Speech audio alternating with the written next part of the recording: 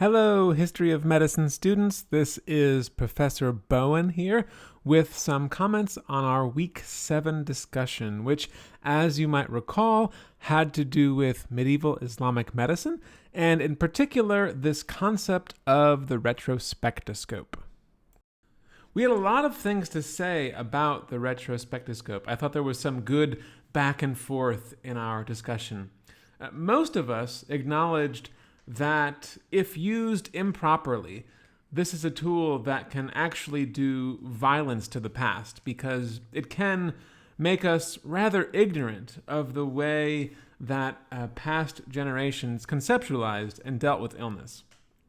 It's really important to learn about how our ancestors viewed and explained the diseases that they confronted, even if we disagree with those views and explanations. As historians, one of our top goals is to get inside the heads of the people that we're studying, because if we can do this, we can really unlock lots of things, like why people act the way they do. And this is an essential part of historical inquiry. As the medical historian Iona McCleary has put it, quote, "If we want to understand what health and illness meant for past sufferers, we have to accept their labels, not impose ours." While recognizing this, in last week's discussions, a lot of us nevertheless made the argument that the retrospectoscope has definite value and argued that it should not be thrown away. Among other things, we said that the retrospectoscope is a brilliant method, that it's a sufficient tool, and that it gives us an important perspective on past diseases. Along with this, some of us asked if people who use the retrospectoscope believe that pre-modern explanations of illness are quote-unquote wrong. This is a really great question. It gets at something that is really central to the problems that historians face. We're always confronting this dilemma. Are we trying to reconstruct the world as past peoples perceived it? Or are we trying to find out what really happened? Those who make use of the retrospectoscope put themselves in the latter camp. Without entirely dismissing the opinions of the people that they study, they nevertheless believe that the tools of modern science can give us a better understanding of the history of health and disease. As the historian Dionysius Stathakopoulos puts it, quote, "What was invisible to the peoples of the past need not remain invisible for us as well." Anthropologists have given us a language for talking about these two different approaches. To use their terminology, those who draw upon modern knowledge and techniques when investigating the past are taking an etic approach, and those who adopt the categories and concepts used by the historical actors they study are taking an emic approach, so etic and emic.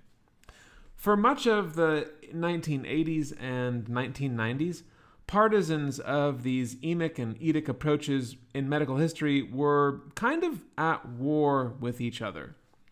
Those in favor of emic methodologies argued that we can't really know what diseases people in the past really suffered from because the only primary sources that we have are texts, and these are documents that don't do anything aside from describing people's symptoms and detail their physical and mental and emotional sufferings. Given the limitations of our source base, it seemed historians were beholden to the conceptual categories being created and utilized in these written texts. Using these materials to try to create a real, unfiltered past seemed foolish and irresponsible. But more recently, things have changed. Thanks to advances in microbiology and genetics, we now possess techniques that allow us to use more than written documents when investigating diseases of the past. In particular, we now have methods that allow us to capture and analyze ancient DNA, or aDNA. By aDNA, we mean genetic material from ancient skeletal remains. Extracting DNA from ancient human remains is quite difficult, but a major breakthrough came in 2004 when scientists developed a protein assay test that was shown to work quite well with historical samples. Since then, aDNA research has come a long way. Among other things, it's helped us determine, with complete certainty, what caused the Black Death of the mid-14th century, Yersinia pestis, the bacteria that causes bubonic plague. This research, I think, has helped culturally minded historians reconsider some of their previous scientific agnosticism. It has forced them to reevaluate the anti-retrospective diagnosis position. What if, for example, let's consider this, we're trying to write the medical history of a people or a society that left us no written documents to work with? What do? This could be the case for civilizations that lacked writing systems. It could also be the case for civilizations that were so thoroughly destroyed that all of their written records are non-existent today. If we took an emic approach, there would really be no way of producing an historical account of these vanished societies. If we have no other testimony of past people's sufferings than physical remains, does that mean we should throw up our hands and lament that no historical research can be conducted here? Or does it instead mean we embrace the retrospectoscope? Increasingly, I think historians are learning how valuable this tool can be. This research, importantly, does not really undermine the work of historians who prefer the emic approach. Instead, it gives them new avenues of investigation and new sites to apply their tools and methodologies to. To take the example of the Black Death, one of the things that aDNA research has revealed is that this pandemic originated on the Tibetan plateau somewhere in the 11th or the 12th century.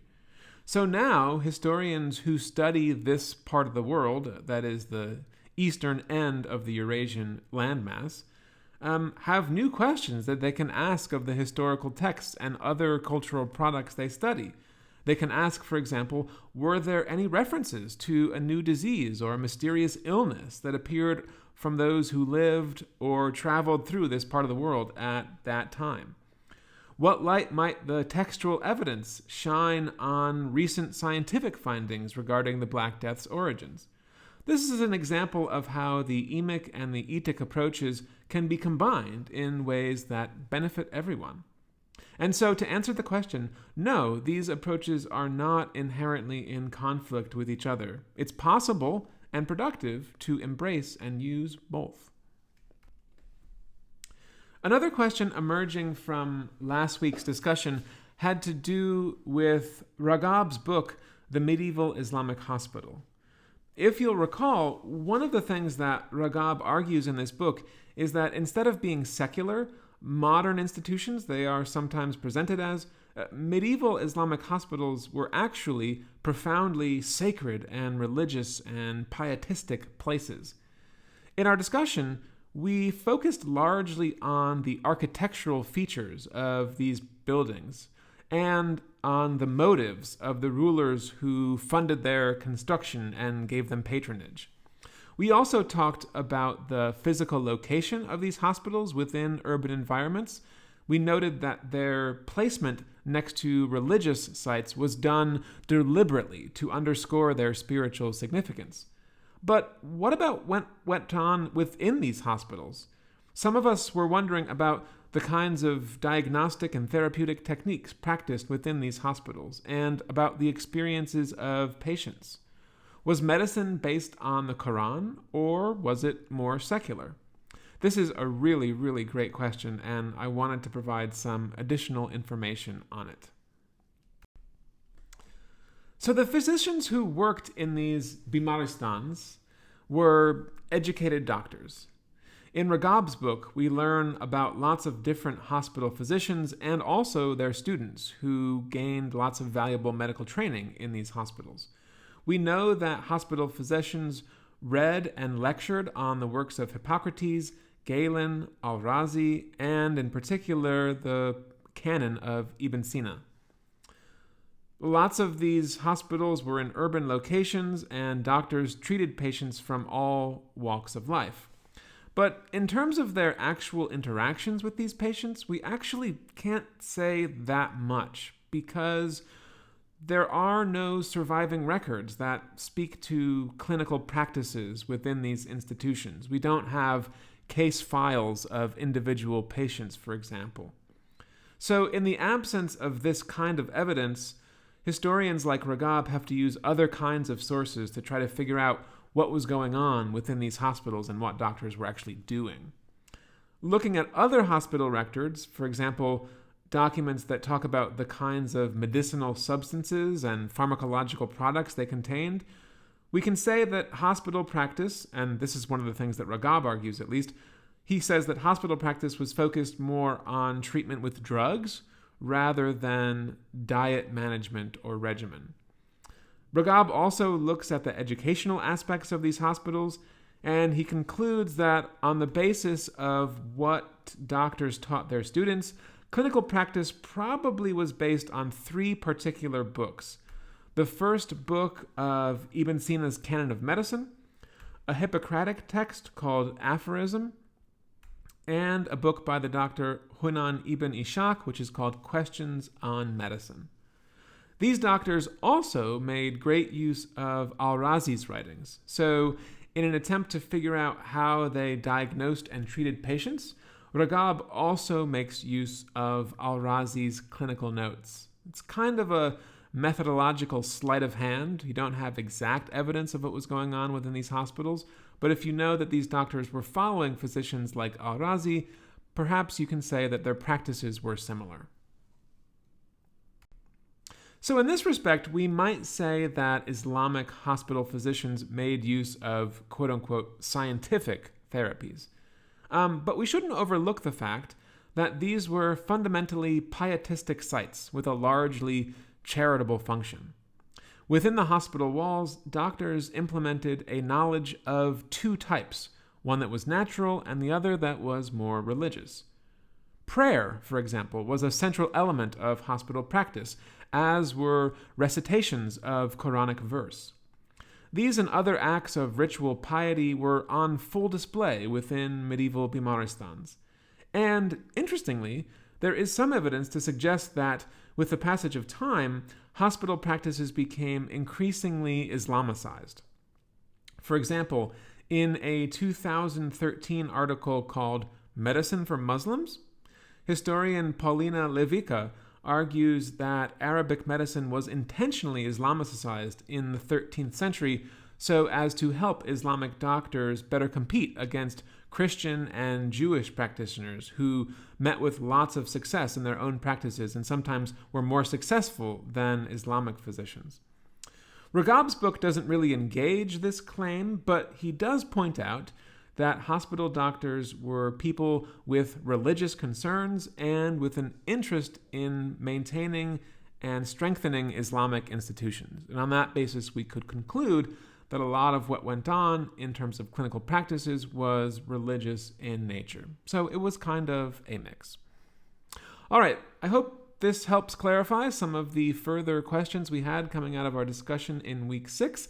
I'm really looking forward to week 7 when we're going to talk about another medieval society, this Western Europe, and their medical practices and beliefs. Until then, I'll see you later. Bye-bye.